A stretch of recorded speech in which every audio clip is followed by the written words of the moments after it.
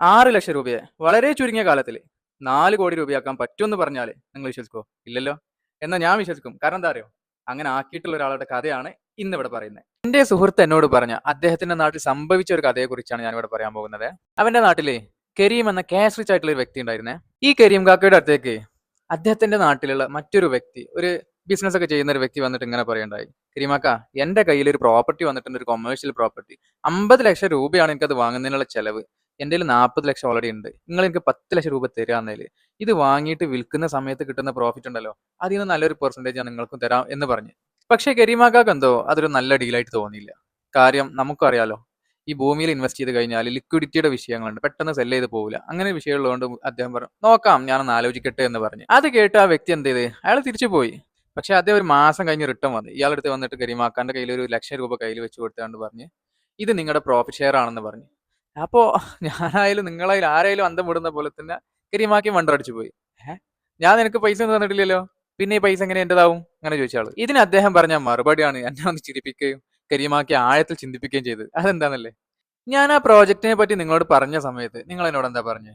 ഞാൻ അതിനെപ്പറ്റി ചിന്തിക്കട്ടെ, നോക്കാമെന്നല്ലേ? നിങ്ങൾ നോക്കാമെന്ന് പറഞ്ഞ സമയത്ത് തന്നെ ഞാൻ നിങ്ങൾ എന്റെ പാർട്ണറായിട്ട് പരിഗണിച്ചിട്ടുണ്ട്.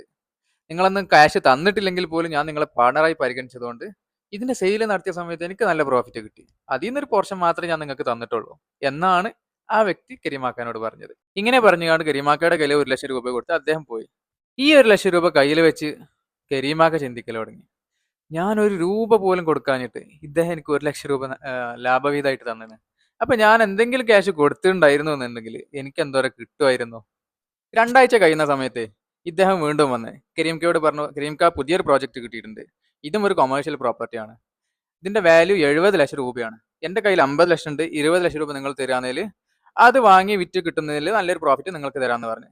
കരീംക്കോ കൂടുതലൊന്നും ആലോചിക്കുന്നില്ല. കാര്യം നേരത്തെ ക്യാഷ് കൊടുക്കാണ്ട് 1 ലക്ഷം രൂപ പ്രോഫിറ്റ് ഷെയർ തന്ന ആളാണ് ഈ ചോദിക്കുന്നത്. അതുകൊണ്ട് തന്നെ കരീംക്ക് അത് കൊടുത്ത്. ഒരു മാസത്തിന് ശേഷം ഇദ്ദേഹം വീണ്ടും വന്നിട്ട് കരീംക്കയുടെ കയ്യിൽ ഒരു 5 ലക്ഷം രൂപ വെച്ചിട്ട് പറഞ്ഞ്, ഇത് നിങ്ങളുടെ പ്രോഫിറ്റ് ഷെയറിംഗ് ആണ്. നല്ല രീതിയിൽ തന്നെ സെയിലെല്ലാം നടന്ന് നല്ല പ്രോഫിറ്റും കിട്ടി. അതിന് നിങ്ങളുടെ പോർഷൻ ആണ് എന്ന് പറഞ്ഞാണ്ട് കരീംക്കയുടെ കയ്യിൽ ഒരു 5 ലക്ഷം കൊടുത്തു. ഈ 5 ലക്ഷം കയ്യിൽ വെച്ച് കരീംക്ക പുളകിതനായില്ലേ. ഒരു മാസം കൊണ്ട് കൊടുത്ത 20 ലക്ഷം 25 ലക്ഷം ആയിട്ട് തിരിച്ചു കിട്ടി. പുളകിതനാവാണ്ടിരിക്കുവോ? ഇത്രയും നല്ല റിട്ടേൺ കിട്ടുന്ന വേറെ ഏതൊരു ഇൻവെസ്റ്റ്മെന്റാ ഉള്ളത്? ഒരു മാസം കഴിഞ്ഞ സമയത്ത് ഈ വ്യക്തി വീണ്ടും കരീംക്കയുടെ അടുത്തിട്ട് വന്നു. കരീംക്കയോട് പറഞ്ഞു, കരീംക്ക, പുതിയൊരു പ്രോജക്റ്റ് വന്നിട്ടുണ്ട്. ഈ പ്രോജക്റ്റ് കുറച്ചുകൂടെ ബിഗ് ആണ്. 5 കോടിയുടെ പ്രോജക്റ്റ് ആണ്. അതിന് എന്റെ കയ്യിൽ ആകെ 1 കോടിയേ ഉള്ളൂ. ബാക്കി 4 കോടി നമ്മൾ റേസ് ചെയ്തിട്ട് വേണമെന്ന് പറഞ്ഞു കരീംക്കയോട്. കരീംക്കയുടെ കയ്യിലുണ്ടായിരുന്ന സേവിങ്സ് എല്ലാം ചേർത്തിട്ട് 50 ലക്ഷം രൂപ ഉണ്ടായിരുന്നു. അത് ഇദ്ദേഹത്തിന് കൊടുത്ത്. അദ്ദേഹം പറഞ്ഞത് പോരാ, ഇനിയും വേണം, 3.5 കോടി ഇനിയും വേണം. അപ്പൊ കരീംക്ക എന്ത് ചെയ്ത്, കരീംക്കയുടെ സർക്കിളിൽ കുറച്ച് ആളുകളുണ്ട്, ഇദ്ദേഹത്തെ പോലെ തന്നെ അത്യാവശ്യം ക്യാഷ് റിച്ച് ആയിട്ടുള്ള ആളുകളുണ്ട്. ഓക്കെ, അവരെയൊക്കെ ഒന്ന് സമീപിച്ചിട്ട് ഈ 4 കോടി റൈസ് ചെയ്ത്. ഇവരെല്ലാവരും കരീംക്കയോടുള്ള വിശ്വാസത്തിന്റെ പുറത്താണ് ഇതിലോട്ട് ഇൻവെസ്റ്റ് ചെയ്യുന്നത്. കരീംക്ക ഇവരോടെല്ലാം നേരത്തെ പറഞ്ഞിട്ടുണ്ട്, ഇത്രയും എമൗണ്ട് വരുമാനം കിട്ടിയതെല്ലാം നേരത്തെ ഇവരോട് ഫ്രണ്ട്സ് ആണല്ലോ, സ്വാഭാവികമായിട്ട് പറഞ്ഞിട്ടുണ്ട്.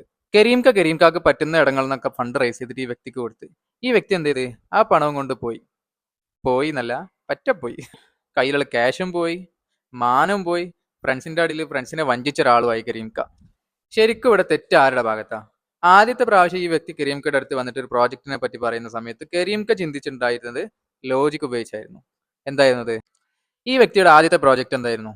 ഒരു പ്രോപ്പർട്ടി വാങ്ങിയിട്ട് വിൽക്കുക, അല്ലേ? ആ സമയത്ത് കരീംക്ക ചിന്തിച്ചതും നമ്മൾ ചിന്തിക്കുന്ന പോലെ തന്നെയാണ്. അതെന്താ?